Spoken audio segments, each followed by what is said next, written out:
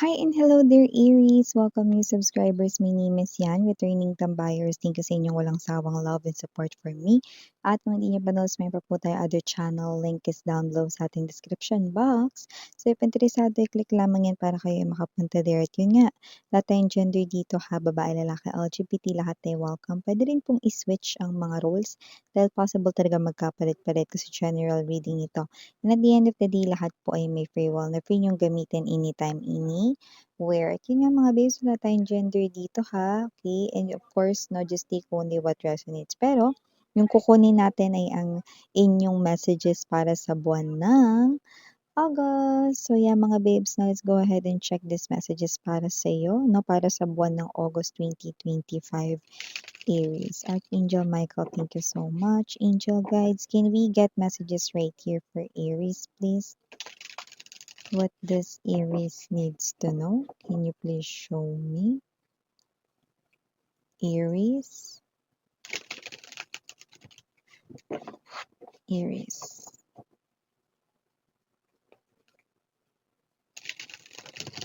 August 2025 messages para kay Aries, please.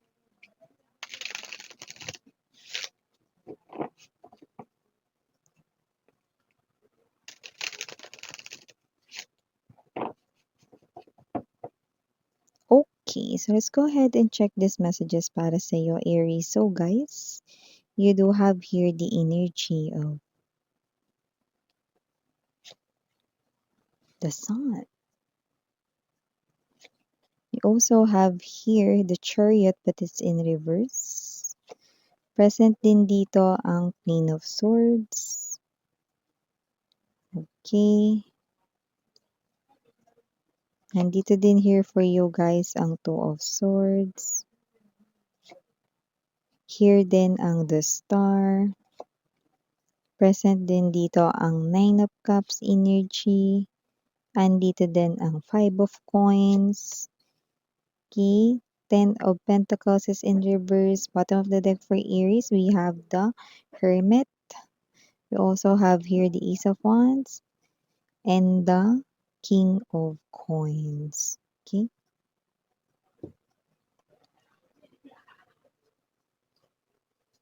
Okay, so Aries, nakita tayo rito ng the star, no? But it's in reverse position right here na in the Nine of Cups. Looks like meron ditong nagkakaroon lamang ng delay, no? Sa kung ano man yung wish mo. But it looks like itong delay na to is hindi naman matagal. Because nakikita natin dito, no, na ito ay posibleng may pag-usad, no? So parang meron ditong delay ng konti lang, no? Pero maaaring ma-receive mo rito at matanggap mo yung wish na yan, no? If not by the end of August 2025, no, maaaring matanggap or matupad yung wish mo na yan, small wish man yan or big wish, no? Possible na mangyari yan, no? Maaaring kung hindi by the end of August, maaaring sa ang sunod na August, okay? September, 'di ba? So nakikita natin 'yan dito mga babes, no? So wag kayo dito mawalan ng pag-asa because I'm seeing right here, no, na kung ano man yung wish mo, 'yan, no? Kagaya ng pag-reach out ng arms dito, no, you'll definitely have that, no? Yung iba, pwedeng 'yan ay wish about money, stability right in here, pero yung iba, no, with the symbol of cup, no, possible na love or about love yung matutupad siya. So pwedeng literal na may paggalaw ng baso, Aries, no? Pwedeng meron na rito, no, na makuha kayong action from your crush. Possible na sign, clue na gusto niya rin kayo. Yan, no? Pwedeng ganun mga babes, no? Pero yung iba nga, pwedeng hindi related sa love, no? Yung iba naman kung may person na kayo na maaring ito ay related pa rin sa inyong love, no? So, possible na itong person na 'to ay posibleng may surprise, pero nakita rin tayo dito ng something makinang. So, baka kayo ay bigyan niya ng present or baka it's a calling, no, ng proposal. So, yun ang nakikita natin dito. Wow, how exciting naman yan for you, Aries 'no, I'm so happy para sa'yo guys 'no. At yun na nga, nakita tayo rito ng energy na mukhang kayo rito ay may mga changes or pagbabago na posible ninyong ma-experience sa mga darating rito na mga buwan 'no, at umpisa na nga ang buwan ng August diyan. Pero maaaring hindi kayo kaagad makasabay sa pagbabago 'no, sapagkat nga mga babes 'no, Aries 'no, hindi naman talaga madaling sumabay sa mga changes. Pero nakikita ko 'no, na tuloy-tuloy pa rin dito 'no, yung pagsabay mo diyan. Kasi nakikita ko rito na nagtitiwala ka at mas matured ka na 'no, at alam mo na lahat ng mga bagay ay nangyayari 'no, according sa kagustuhan ni universe at nagtitiwala ka lang.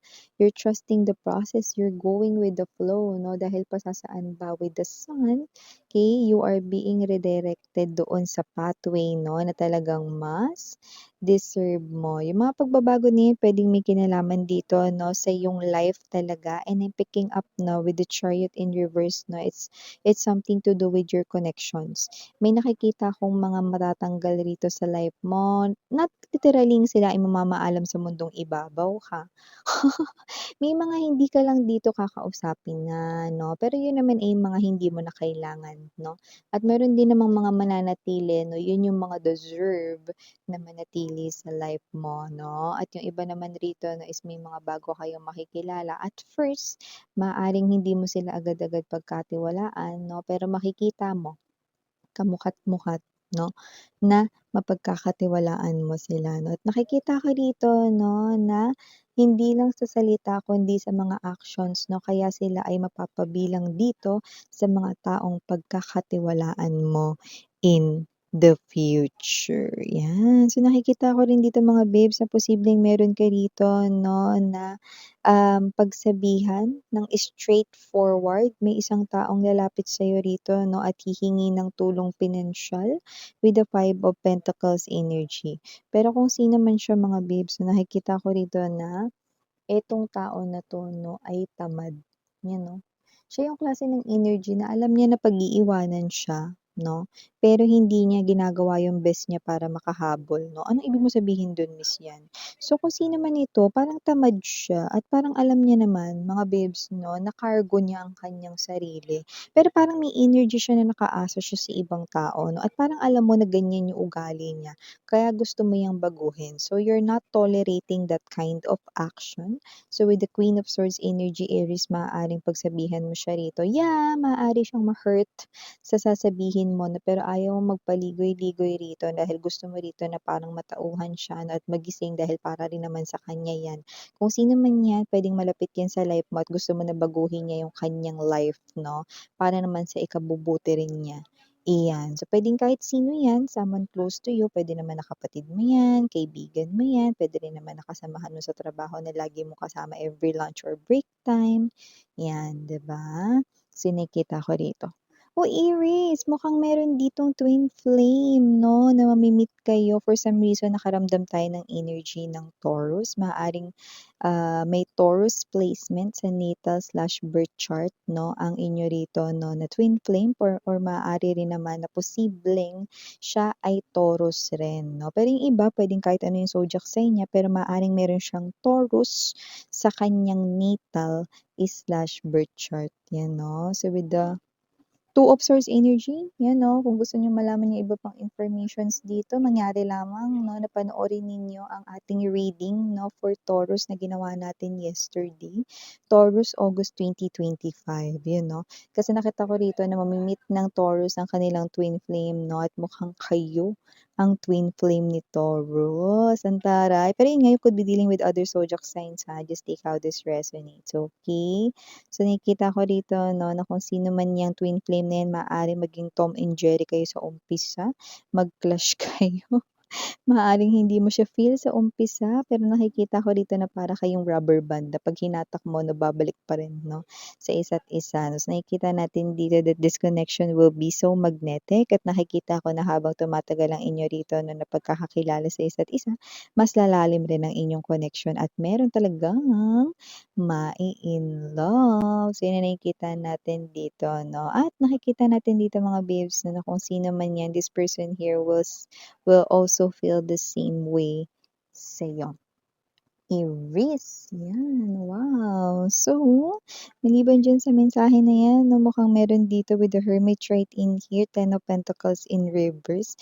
Nakita ko dito ng energy 'no, na posibleng ikaw mismo ang makaisip ng paraan paano mapapayabong rito 'no, ang iyong kaperahan 'no. Possible na ikaw, Aries, ay magising rito 'no, sa mga feeling mong alanganin na oras, pero yun talaga ay ang oras 'no, ni universe sa pagtatawag rito 'no. Anong ibig mong sabihin, Miss yan?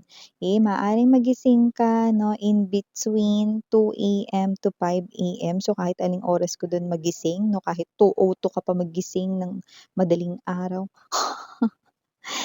3:00 'no, basta sa pagitan ng 2 AM to 5 AM 'no, maaari kang magising ta's feeling mo, "Ano kaya yun, kaya ako nagising, 'di naman ako naiihi," ano, or parang kayo ito 'no, na parang hindi niyo alam ba't kayo nagising 'no? So, nakita natin dito mga babes 'no, na huwag kayong bumalik sa pagtulog dahil nakikita ko rito na meron dito na information na ipakikita sa inyo 'no, na bigla ninyong maiisip yon 'no. Kahit pupungas-pungas pa kayo diyan, kahit inantok-antok pa yung mga mata ninyo mga mapupungay, meron kayong mare-receive na message parang, "Uy, ano ba yun? Parang may bigla akong naisip." 'Yan 'no. Parang yung energy ninyo is parang 'di ba 'pag bagong gising ka ayaw mo masyadong mag-isip 'no? Ang gusto mo lang magmumog 'no, mag-toothbrush ta's kakain ng almusal, gano'n. Pero dito biglang may papasok dito sa isipan mo 'no.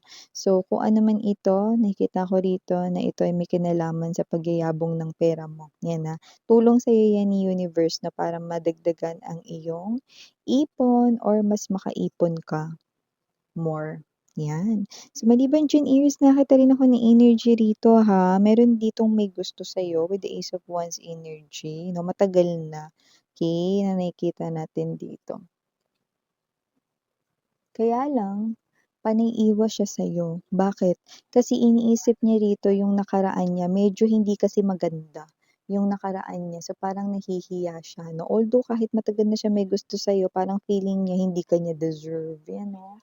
Hindi pa kaya nagkaroon nito ng love or romantic, history, wala pa, okey? So, puwedeng hindi mo rin alam na gusto ka niya 'no, kaya hindi siya umaamin dito kasi parang feeling niya 'pag nalaman mo yung nakaraan niya rito hindi mo siya tanggapin or baka, mag-iba yung tingin mo sa kanya, 'yan. So, parang para sa sitwasyon niya nakikita kong humaharang yung kanyang past, okey? May mga tinatago siya parang hindi niya kayang i-share or sabihin kaya hindi niya tuloy masimulan yung pag-confess ng feelings sa'yo 'no, Aries, 'yan. So, with the King of Coins energy nakikita ko rito 'no, na mas magiging magaan ang situation mo when it comes to money. Hindi sa hindi mo nababayaran yung buwan-buwan na Meralco or Manila Water Maynilad. Siyempre tuloy-tuloy 'yan 'no, pero ang ibig ko sabihin dito with the King of Coins energy 'yan 'no, tignan mo, hmm. Possible kasi na nagkaroon ka rito ng problem financial, 'yan 'no, nitong mga nakaraan, Aries 'no, and I think 'no, meron ditong tutulong sa'yo.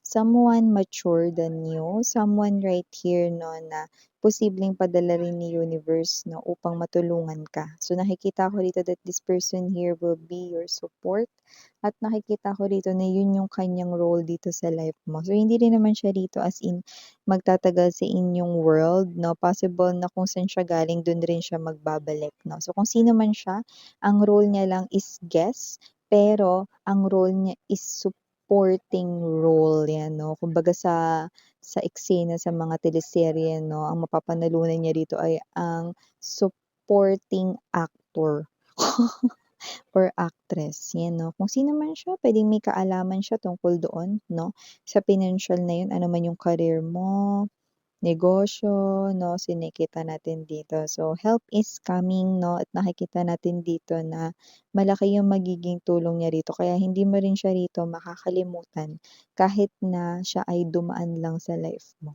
See? Kasi kada tao, kada nakikilala natin may role 'yan sa mga buhay natin 'no. So, puwedeng ang role nila is panauhin lang 'no, hindi naman din agad magtatagal 'no, puwede rin naman na sila. So, depende 'no, kung ano yung role nila sa ating life, yan. So, Aries, ito yung mga nakikita natin dito mga kaganapan para sa uy, meron tayong nakita rito Aries 'no, pahabol na mensahe. So, possible rito mga babes 'no, na puwedeng kakatok na lang itong tao na 'to sa pintuan ninyo pero umalis pa siya, ayan 'no. For some reason may nakita akong bitbit niya, parang may binili 'no. At kung sino man ito 'no, maaaring hindi siya nakatira diyan sa bahay ninyo. Okey? Kasi may energy siya rito ng parang pakatok na siya, pero umatras. High chance, someone here na hindi welcome sa inyo or feeling niya hindi na siya welcome sa inyo. Okey? Kung sino man 'yan, kilala niyo 'yan mga babes 'no. So, ito yung mga messages right here for you guys. Thank you so much. Again, I'm Yuriana Oni. 사랑해요. Love and light. 안녕.